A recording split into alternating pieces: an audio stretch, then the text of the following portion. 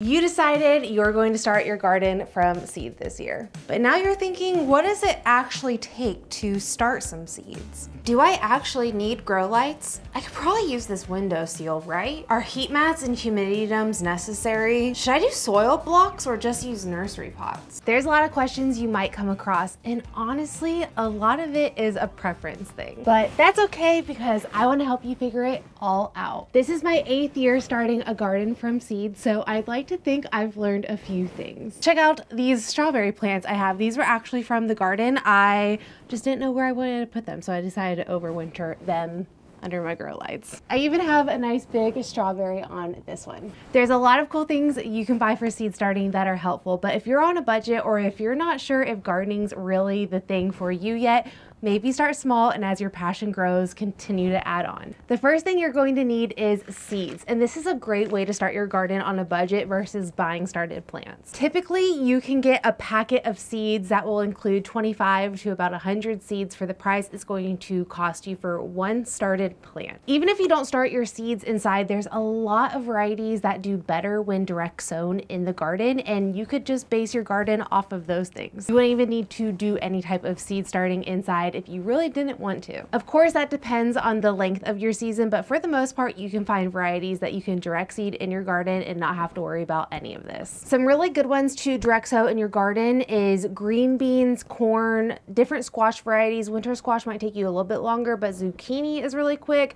Cucumbers, okra, carrots especially, you don't want to start those inside. Potatoes is also another good one. Most of the ones I just named are pretty quick and you can probably grow them in your area, and they also don't like to actually be started inside. I will direct sow pretty much all of those that I named off. Oh, melons. Did I say melons? Melons is another one. Cantaloupe is one I grow that I direct sow in the ground. But one thing I think you should consider when looking at varieties to grow is look at different things that do well in your area. Your local ag extension or your local ag college will typically have some type of literature online that you can read with different varieties that have been shown to be really good to grow in your area. That is one way I actually found a lot of my garlic varieties, was just seeing garlic varieties that tend to do better in Kansas versus other ones. And even though I do a lot of direct seeding, one of my most asked questions is lighting, because I start a few hundred seeds every year under my lights. One thing you need to look for when looking for any type of lighting is you need to look for a full spectrum. This is going to mimic the same as natural light outside. And you might be asking, can I just use my window seal then, especially if I have southern light? No, it's not going to work the same. You're actually probably going to have leggy starts, which means your plants are actually reaching and looking up for that light. And that will actually still happen under grow lights as well, especially if you don't have your lights low enough or your plants closer to the lights. You can get leggy seedlings and they are simply trying to reach for more light. And that is something you see happen when it comes to a window seal. So I actually have 4 different lights in this little setup. I have my very first light that's mixed in with my other pink lights. I also have these box lights down here that currently aren't on. Where's the switch at? There we go. And this one also has a fan. I don't know if you can hear that or not. And then I also have these lights over here. So these definitely range in price. I started with a really cheap $30, $40 light. I will say I really didn't know much about seed starting during that time, so I can't really base my results off of just that. But I will say it is a weaker light. I still got some seed starts out of it, but were they my best looking?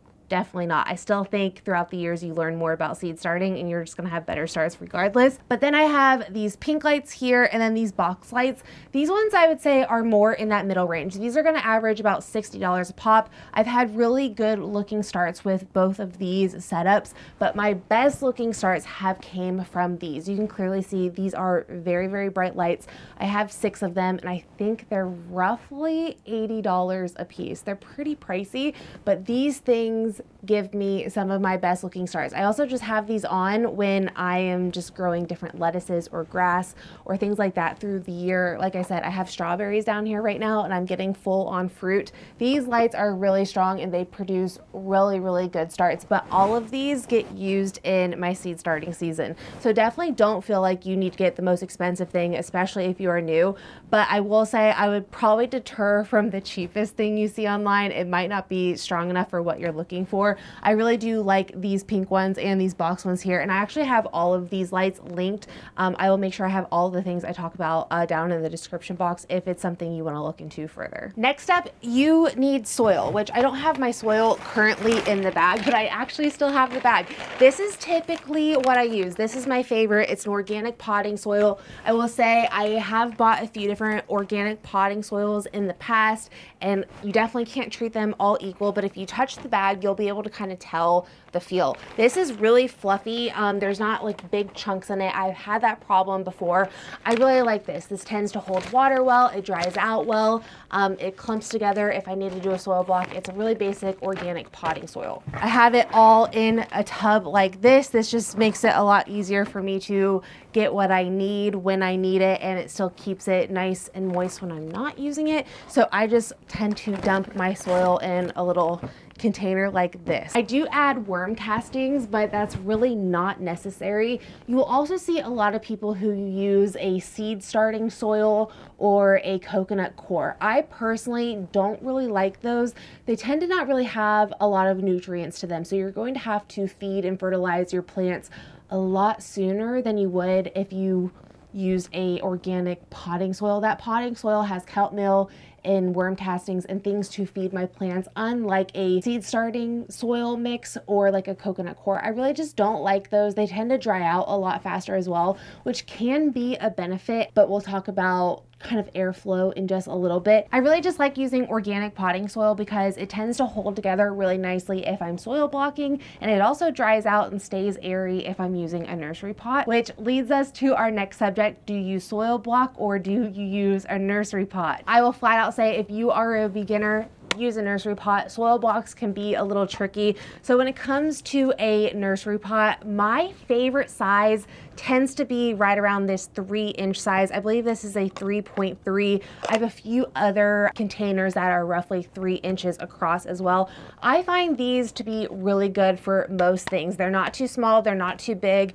You typically don't need to up pot your plants with this size as long as you start them accordingly. You will see with the strawberries, this is this but bigger. This is a 5-inch pot, and I really like these if I need to up pot my peppers or my tomatoes.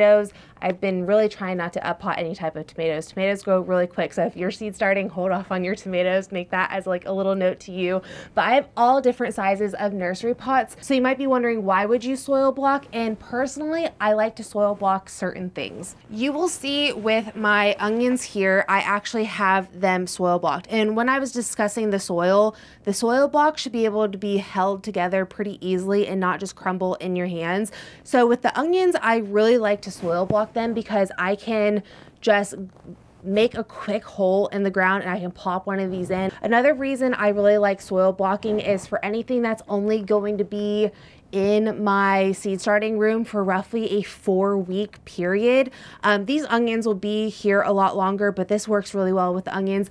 As far as like my broccoli, my lettuce, my cabbage, a lot of my cool weather crops, maybe some flowers, again, anything that's roughly going to be down here for 4, maybe 5 weeks, I actually like to soil block. One, because it's a lot less things I need to clean up at the end of the season, and it just tends to be a little bit easier to plant, but these can be tricky. Let me put this back real quick. So this is a soil blocker. They do come in a few sizes. This is a 2x2 inch, and this is the only size I've really ever used. There's a 4-inch one, and then I think there's a 1/2 inch or an inch one as well. But I really enjoy soil blocking. But also when it comes to soil blocking, I do feel like you need to use trays. Like, you have to use trays, and you don't really need to use trays if you're doing a nursery pot. So that actually goes into our next subject, which is, do you actually need a seedling tray or not? Now, when it comes to seedling trays, I will say I did not invest in them, I think, until I want to say my 4th year of starting seeds. I simply used cookie sheets. You can definitely use some things out of your house, especially even with nursery pots. If you have old yogurt containers and things like that, you can definitely use those or start collecting them now for certain seeds. That's a really easy way to use things that you already have. But I will say, when it comes to the cookie sheets and not having a tray, I had a lot of issues because I'm in my basement. So when I would take my plants outside, I had issues with them falling. And that is one reason why I really, really love a good seedling tray. So you can see here, there's a few inch wall, and that really helps when you're walking up and down stairs constantly. And that's one reason why I ended up investing in seedling trays. I had plants fall down the stairs and I was just really over it. And this is where like the cool things that you don't really need come into play.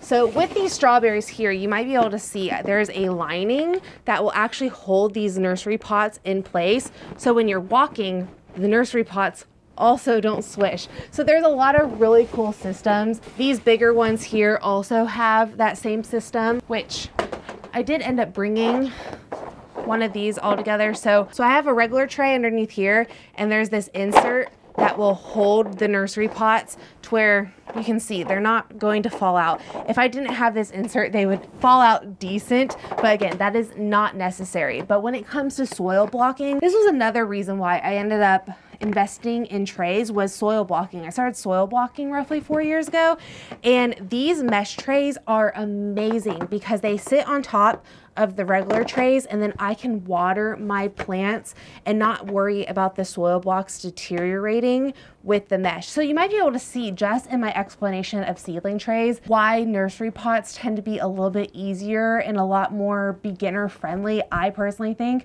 when it comes to soil blocking, just because you really don't need a lot of the extra stuff.